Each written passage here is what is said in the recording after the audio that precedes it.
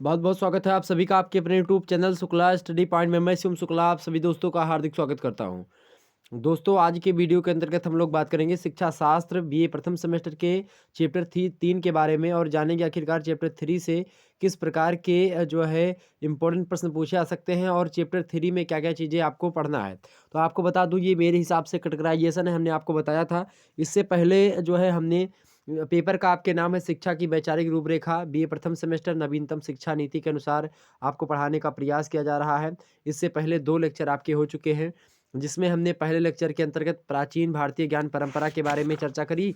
वहीं दूसरा जो और प्राचीन भारतीय ज्ञान परंपरा के साथ ही साथ हमने राष्ट्रीय शिक्षा नीति 2022 में भी हमने और 2022 के अनुसार 2040 तक भारत के लिए एक जो शिक्षा व्यवस्था की एक प्रकार से प्रणाली का जो लक्ष्य रखा गया उसके बारे में हमने आपको बता दिया था।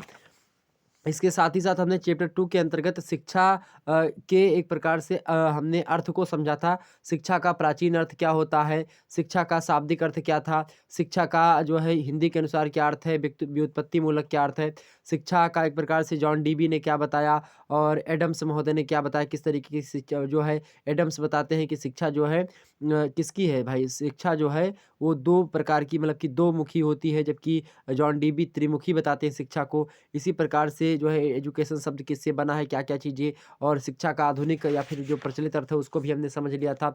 जिसमें जो है विद्यालय को दुकान बताया गया, पाठ्यक्रम को विभिन्न प्रकार की वस्तुएँ बताया गया दुकानदार की, शिक्षार्थी को क्रेता बताया गया था और शिक्षक को विक्रेता बताया गया था। ये समस्त चीज़ों को हमने समझ लिया। शिक्षा के संकुचित अर्थ को, शिक्षा के व्यापक अर्थ को हमने समझ लिया था। सार को गहि रहित थोथा दे उड़ाए, इन सभी को बताया था आपको। और व्यापक और संकुचित अर्थ के बीच में हमने कुछ एक सारणी के माध्यम से आपको अंतर बताने का भी प्रयास किया था। तो अब यहाँ तक हम चर्चा कर चुके थे। अब आगे के बारे में हम चर्चा करेंगे, आगे जो आपके टॉपिक्स हैं। तो अब चैप्टर 3 आएगा आपका, मतलब तीसरी वीडियो ये है। आप सभी लोग फटाफट से लाइक कर दीजिएगा, चैनल पर नए हैं तो सब्सक्राइब कर दीजिएगा और वीडियो को शेयर कर दीजिएगा। आपको बता दूं कि जो है इसमें हम क्या पढ़ेंगे आज की वीडियो के अंतर्गत, शिक्षा की परिभाषा के बारे में, अर्थात डेफिनेशंस ऑफ एजुकेशन। विभिन्न विद्वानों ने शिक्षा की परिभाषा को किस प्रकार से परिभाषित किया है, इसको हम जानने का प्रयास करेंगे। और स्कोप ऑफ एजुकेशन अर्थात शिक्षा जो शिक्षा शास्त्र का विषय क्षेत्र है उसके बारे में आपको बताने का प्रयास करेंगे, ठीक। तो डेफिनेशंस ऑफ जो है education and scope of education. Scope माने क्या होता है, विषय क्षेत्र अर्थात दायरा। तो नई शिक्षा नीति के अनुसार सब चीज़ हम जानने का प्रयास करेंगे। देखते हैं मेरे प्यारे दोस्तों कि आखिरकार शिक्षा क्या है, समझते हैं भैया। सबसे पहले आप शिक्षा की एक प्रकार से हम शिक्षा की आगे हम पढ़ते हैं कि शिक्षा के बारे में जानते हैं कि शिक्षा क्या है। तो शिक्षा मेरे प्यारे दोस्तों, शिक्षा एक ऐसी प्रक्रिया होती है जो कि बालक का बौद्धिक, सामाजिक, सांस्कृतिक तथा आध्यात्मिक विकास करती है। तो ऐसी प्रक्रिया जो कि बालक का या फिर किसी बच्चे का बौद्धिक विकास करे, सामाजिक विकास करे या सांस्कृतिक रूप में विकास करे या उसका आध्यात्मिक पक्ष का विकास करे किसी बच्चे के अंदर। तो इस प्रकार की जो प्रक्रिया होती है जो कि बच्चे के अंदर इन सभी चीज़ों का विकास करती, चाहे बौद्धिक पक्ष हो, चाहे सामाजिक पक्ष हो, चाहे सांस्कृतिक हो मेरे प्यारे दोस्त, चाहे आध्यात्मिक हो, जो प्रक्रिया इन सभी पक्षों का बच्चे के अंदर विकास करती है वही प्रक्रिया शिक्षा कहलाती है मेरे प्यारे दोस्त, और कुछ नहीं। शिक्षा आगे बताते हैं शिक्षा के बारे में कि शिक्षा जो होती है व्यक्ति के व्यवहारों में क्या लाती है, परिवर्तन लाती है। अर्थात व्यक्ति अशिक्षित व्यक्ति का जो है व्यवहार जो होता है कुछ दूसरा होता है, और वही अशिक्षित व्यक्ति जो होता है वह जब पढ़ लिख लेता है तो उसका व्यवहार मेरे प्यारे दोस्तों बदल जाता है। तो कहने का मतलब यहाँ पर ये है कि शिक्षा के द्वारा मनुष्य के व्यवहार में क्या होता है, मूलचूल परिवर्तन होता है। क्योंकि जन्म से जो व्यक्ति होता है ना वो पशु के समान होता है। जन्म जब व्यक्ति का होता है तो बच्चा कुछ नहीं जानता है, धीरे धीरे करके वह परिवार के संपर्क में आता है, परिवार के सदस्यों के संपर्क में आता है, और उनके संपर्क में आने के तदुपरांत बच्चे का सामाजिकरण होता है, और सामाजिकरण शिक्षा की ही एक प्रक्रिया के द्वारा होता है।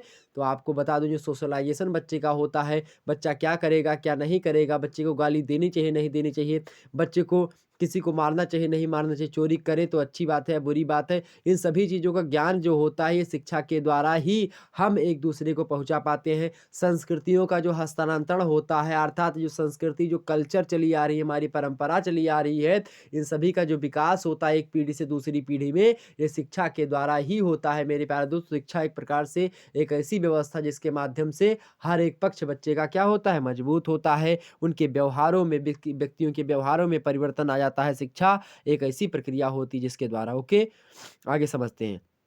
जन्म के समय वह कुछ था, वही मतलब वह वही ना रह करके कुछ और हो जाता है। शिक्षा जब उसके अंदर आ जाती है तो कुछ और बन जाता है। अतः उसमें सुधार करके उसे ऐसा बना दिया जाता है बच्चे को कि उससे समाज, देश और मानवता का क्या हो सके, कल्याण हो सके। तो शिक्षा के द्वारा हम शिक्षा का क्या उद्देश्य मान सकते हैं? शिक्षा के उद्देश्य से क्या हम समाज का कल्याण करते हैं, देश का कल्याण कर सकते हैं, मानवता का भी कल्याण कर सकते हैं। और शिक्षित व्यक्ति अगर है समाज में तो ध्यान रखिएगा वहाँ पर झगड़े भी थोड़ा सा कम ही होते हैं। ये बात भी आपको पता होनी चाहिए। वास्तव में इसे ही शिक्षा का क्या कहते हैं, वास्तविक अर्थ माना जा सकता है। अब हम विभिन्न अर्थों को देखते हुए कुछ शिक्षाविद हैं, कुछ शिक्षा वैज्ञानिक हैं, उनके द्वारा दी गई कुछ परिभाषाओं पर नज़र डालेंगे, अर्थात अवलोकन करेंगे। अवलोकन माने होता है देखना। तो निम्न प्रकार से है, यथा माने होता है इस प्रकार से, उदाहरण के रूप में। अब हम समझते हैं कि प्लेटो महोदय क्या कहते हैं।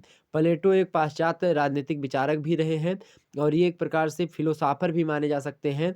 तो प्लेटो महोदय ने शिक्षा की परिभाषा को देते हुए कहा, क्या कहा कि शिक्षा जो होती है बालक के शरीर और आत्मा, किसके शिक्षा बालक के शरीर और आत्मा में सभी सौंदर्य और पूर्णतः का विकास करती है जिसके वह योग्य होता है।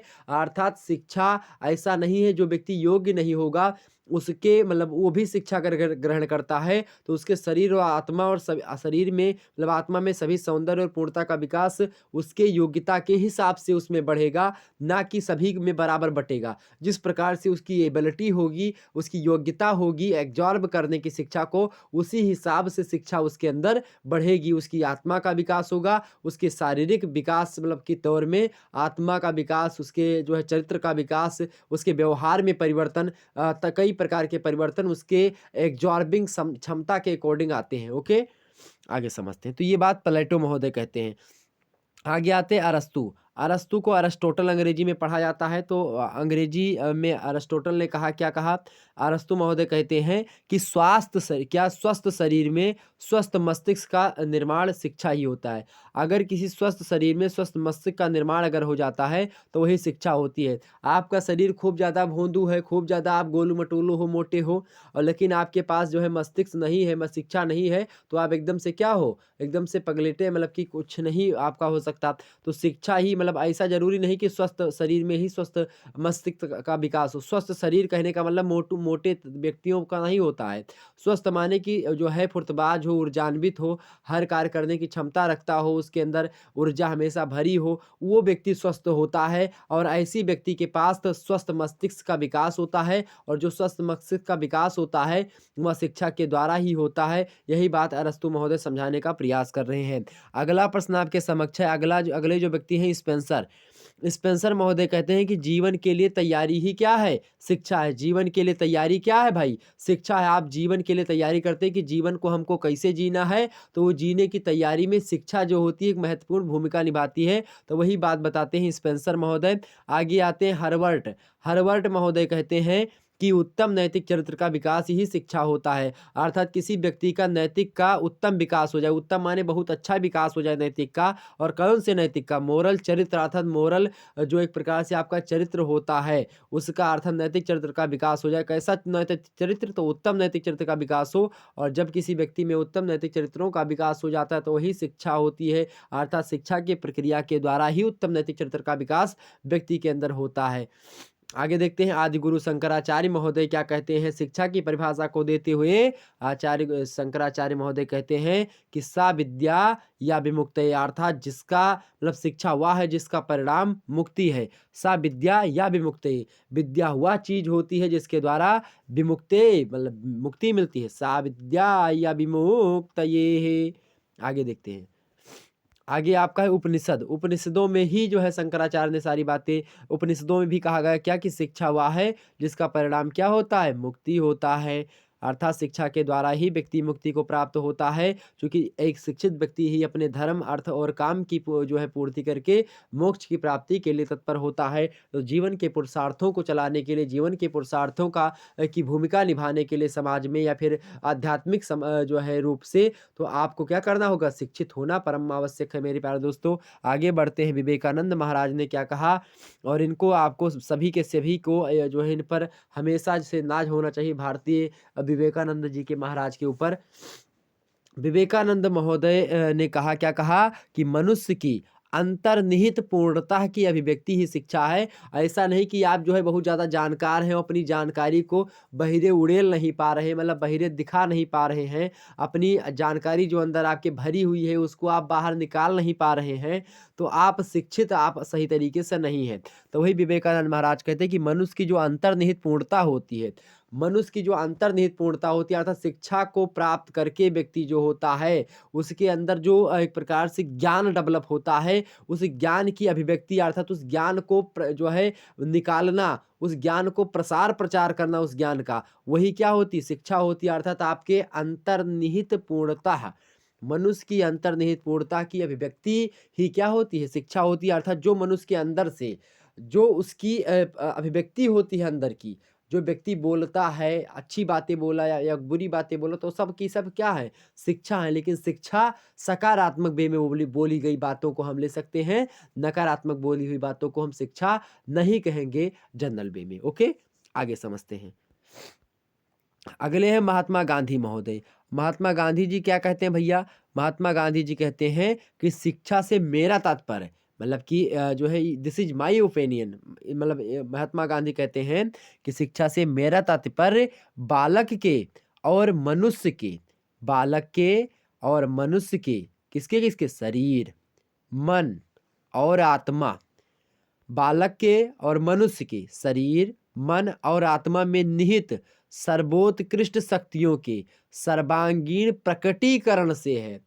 अब देखिए भारतीय दर्शन कितना अलग है। वो लोग ऐसे बताते थे कि शिक्षा ये है वो है, लेकिन शिक्षा एक ऐसी प्रक्रिया है जिसके द्वारा मनुष्य अपने आत्मा में निहित, अपने शरीर में निहित, अपने मन में निहित, चाहे कोई बालक हो, चाहे कोई व्यक्ति हो, चाहे कोई मनुष्य हो, चाहे कोई भी प्राणी हो, उसके आत्मा में, उसके शरीर में, उसके मन में जो निहित, जो सर्वोत्कृष्ट, जो सबसे अच्छी अच्छी बातें हैं, जो बहुत अच्छी शक्तियां हैं, उन शक्तियों के सर्वांगीण, मतलब पूरे के पूरे तरीके से, चहुमुखी तरीके से, बहुमुखी तरीके से उसका प्रकटीकरण किया जाए, उसको बाहर निकाला जाए। तो बाहर निकलने पर जो चीज़ लोगों को प्राप्त होती है, जिससे लोग लाभान्वित होते हैं, वही शिक्षा होती है। ऐसा हमारे भारतीय लोगों ने बताया। जबकि आप लोगों ने देखा होगा, अभी हमने पाश्चात्य विचारकों के, अरस्तु और प्लेटो के भी जो है विचारों को समझा, लेकिन उन लोगों ने इतना डीप में जाकर के नहीं समझा होगा जितना डीप में ले जाकर के हमारे विचारकों ने समझा है। महात्मा गांधी जी ने, शंकराचार्य जी ने और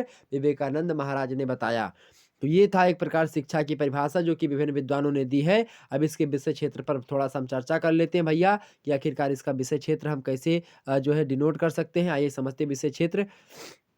विषय क्षेत्र को अंग्रेजी में स्कोप कहते हैं। तो चूंकि शिक्षा जो होता है मानव विकास की ही एक प्रक्रिया होती है, अतः मानव का विकास प्रमुखतः दो रूपों में देखा जा सकता है। पहला व्यक्तिगत विकास, मतलब व्यक्ति का पर्सनल विकास हो, जो है क्या हो, पर्सनल डेवलपमेंट व्यक्ति का हो। दूसरा क्या, सामाजिक विकास अर्थात सोशल डेवलपमेंट। तो मनुष्य का विकास एक तो सोशल डेवलपमेंट के तौर पर होता है, एक जो है पर्सनल डेवलपमेंट में होता है। एक तो व्यक्ति का खुद का चरित्र का विकास होता है, एक समाज का विकास होता है। जब समाज का विकास होता है तो आने वाली पीढ़ी का विकास होता है। आने वाली पीढ़ी के में जो शिक्षा या फिर कल्चर की जो प्रसार होता है, जो उनमें जाता है, वो शिक्षा के द्वारा ही जाता है। इसीलिए दोनों विकास जरूरी है। तो विकास के उपयुक्त दोनों पक्षों में विभिन्न पहलू आ जाते हैं, यथा रुचि, योग्यता, शारीरिक शक्तियाँ, मानसिक प्रवृत्तियाँ, अभिवृत्तियाँ। ये सब जो है विकास के व्यक्तिक और सामाजिक विकास में सभी आ जाती हैं। ये सारे पक्ष मानव विकास के व्यक्तिक पक्ष के अंतर्गत आते हैं। इन सभी का सीख प्रक्रिया पर प्रभाव पड़ता है। इसीलिए इन सभी का अध्ययन नितांत आवश्यक होता है, मतलब बहुत जरूरी होता है। इन्हें आवश्यक क्षेत्र के अंतर्गत समाहित किया जाता है। इसी प्रकार से मानव का सामाजिक विकास भी होता है, क्योंकि मनुष्य एक सामाजिक प्राणी है। यह कथन किसका है? अरस्तु का है। समाज से अलग उसका कोई अस्तित्व नहीं है। सामान्यतया इस विकास को समाजीकरण की प्रक्रिया अर्थात जो है समाजीकरण मतलब क्या होता है, सोशलाइजेशन की प्रक्रिया कहा जाता है। इसकी बुनियाद बालक के घर से पड़ती है, अर्थात शिक्षा सबसे पहला बालक का सबसे पहला घर कौन सा होता है, स्कूल होता है। और पहली जो अध्यापिका होती है बालक की वो कौन सी होती है, वो उसकी माता होती है मेरे प्यारे दोस्तों। समाज की सबसे छोटी इकाई कौन होती है, सबसे छोटी इकाई परिवार होता है। और परिवार से ही बच्चे का समाजीकरण प्रारंभ हो जाता है, परिवार से ही बच्चे का विकास शुरू हो जाता है, चाहे वो मोरल डेवलपमेंट हो, चाहे वो इमोशनल डेवलपमेंट हो, चाहे वो शारीरिक डेवलपमेंट हो या चारित्रिक डेवलपमेंट हो, ओके, करेक्टर वाला डेवलपमेंट। अंत में यह संपूर्ण मानव जगत से संबंधित हो जाती है। समाजीकरण की यह प्रक्रिया मानव को पशु से मानव बनाती है।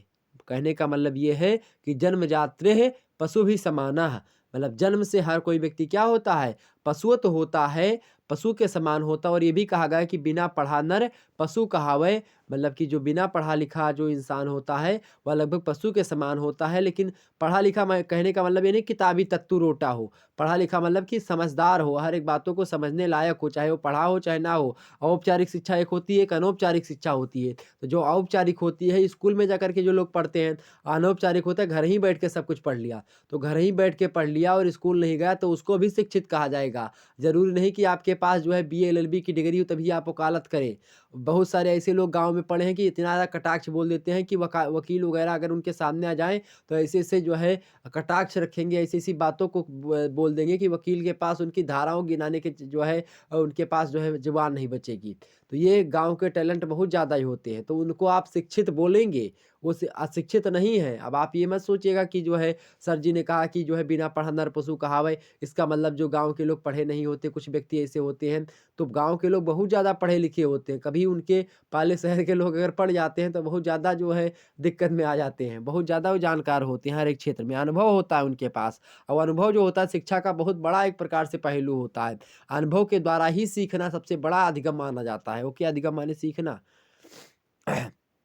तो इस प्रक्रिया में शिक्षा और समाज के बीच एक घनिष्ठ संबंध बना रहता है। समाज के कौन-कौन से पहलू शिक्षा प्रक्रिया को प्रभावित करते हैं तथा शिक्षा की प्रक्रिया इन्हें कैसे प्रभावित करती है, संपूर्ण पहलू इस विषय के अध्ययन के क्षेत्र के अंतर्गत आएँगे। अब आइए हम बात कर लेते हैं कि सामान्य तौर पर शिक्षा के अंतर्गत वे सभी पक्ष आ जाते हैं। कौन-कौन से भैया? तो सामान्य तौर पर बात की जाए तो सामान्य तौर पर शिक्षा के अंतर्गत वे सभी पक्ष आ जाते हैं जो कि मानव और समाज में संबंध स्थापित करते हैं। तो मानव और समाज में जो संबंध स्थापित करते हैं, वो समस्त पहलू शिक्षा के अंतर्गत आ जाते हैं, जो कि जो है मानव और समाज में संबंध स्थापित करने में अपना सहयोग देते हैं। यह सच है कि समाज विहीन व्यक्ति कोरी कल्पना होती है, अर्थात बिना समाज के व्यक्ति जो होता है, एक प्रकार से सादे कागज़ की भांति होता है और बिना व्यक्ति के समाज भी इसी प्रकार से होता है। लेकिन इसके साथ यह भी उतना ही सच है कि व्यक्ति विहीन समाज की कोई संकल्पना ही नहीं होती। जिस समाज में व्यक्ति ही नहीं रहेंगे तो भैया समाज कैसे बन जाएगा? क्योंकि पशु का कोई समाज अपना पशु का समाज होता है, क्योंकि उसमें सामुदायिकता पाई जाती है पशुओं में भी। लेकिन समाज शास्त्र जो होता है पशु समाज का अध्ययन नहीं करता, ये बात भी आप ध्यान रखेंगे, ओके? आगे समझते हैं। तो अतः शिक्षा के विषय क्षेत्र के अंतर्गत मुख्यतया निम्न का अध्ययन हम लोग करते हैं। अब देखते हैं शिक्षा शास्त्र के अंतर्गत क्या-क्या पढ़ते हैं हम। शिक्षा दर्शन पढ़ते हैं, अर्थात जो है शिक्षा दर्शन मतलब समझते हैं ना? जो है जो फिलोसॉफी आप पढ़ते हैं बीए सेकंड ईयर के पेपर 2 में आपको पढ़ना पड़ेगा। दूसरी बात शिक्षा का समाजशास्त्र, शिक्षा के द्वारा समाजशास्त्र मतलब शिक्षा का समाजशास्त्र भी पढ़ते हैं। शिक्षा मनोविज्ञान भी पढ़ते हैं हम लोग पेपर 1 में बीए सेकंड ईयर के। तुलनात्मक शिक्षा भी पढ़ते हैं, शिक्षा का विकास देखते हैं, शिक्षा की समस्याएँ देखते हैं, प्रशासन और पर्यवेक्षण, नियोजन और वित्त, शिक्षा में अनुसंधान, ये सब जो है इसके ही भाग होते हैं। और उसके बाद में शिक्षा तकनीकी हो गई, शिक्षा प्रशासन, स्वास्थ्य शिक्षा, शिक्षा में मापन और मूल्यांकन, ये सब जो हैं शिक्षा के ही पहलू हैं। इसके अलावा शैक्षिक निर्देशन, परामर्श, निदानात्मक एवं उपचारात्मक शिक्षा, भविष्योन्मुख शिक्षा, इन सभी का अध्ययन वैज्ञानिक प्रवृत्ति के कारण आवश्यक है। आज समय की जो है परिवर्तित परिस्थितियों में प्रौढ़ शिक्षा, जनता मतलब कि जनसंख्या शिक्षा हो गई, यौन शिक्षा हो गई, पर्यावरणीय शिक्षा हो गई, दूरवर्ती शिक्षा हो गई, व्यावसायिक शिक्षा हो गई, ये सभी शिक्षा के विषय क्षेत्र के अंतर्गत सम्मिलित के आते हैं। शिक्षा के विषय क्षेत्र में कौन-कौन सी चीज़ें एक बार फिर से देखें, शिक्षा दर्शन, शिक्षा का समाजशास्त्र, शिक्षा मनोविज्ञान, तुलनात्मक शिक्षा, शिक्षा का विकास, शिक्षा की समस्याएँ, प्रशासन और पर्यवेक्षण, नियोजन और वित्त, शिक्षा में अनुसंधान, शिक्षा तकनीकी, शिक्षा प्रशासन, स्वास्थ्य शिक्षा, शिक्षा में मापन और मूल्यांकन, निर्देशन, शैक्षिक निर्देशन, परामर्श, निदानात्मक एवं उपचारात्मक शिक्षा, भविष्योन्मुख शिक्षा और उसके बाद में जो है प्रौढ़ शिक्षा, जनसंख्या शिक्षा, यौन शिक्षा, पर्यावरणीय शिक्षा, दूरवर्ती शिक्षा, व्यावसायिक शिक्षा, ये सभी शिक्षा के विषय क्षेत्र के अंतर्गत सम्मिलित होती है। तो अब तक हमने शिक्षा के विषय क्षेत्र और शिक्षा के परिभाषा को दोनों को हमने विस्तार से आपको बताने का प्रयास किया। आपसे एग्जाम से प्रश्न पूछा जाएगा कि शिक्षा की परिभाषा देते हुए शिक्षा की विषय क्षेत्र की विवेचना कीजिए, या शिक्षा के अर्थ और परिभाषा को बताते हुए उसके विषय क्षेत्र की विवेचना करें।